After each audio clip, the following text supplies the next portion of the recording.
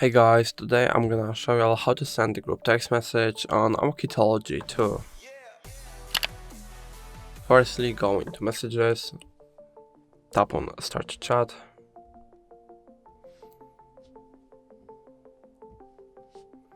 select the tap on create group, and now select the contacts that you would like send the message to, and you can also just type in the phone number and select it.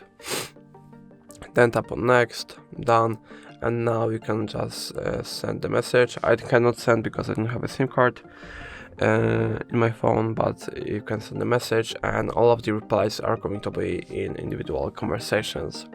So that's going to be all. If I helped you, please leave a like and subscribe, and if you have any more questions, let us know in the comments.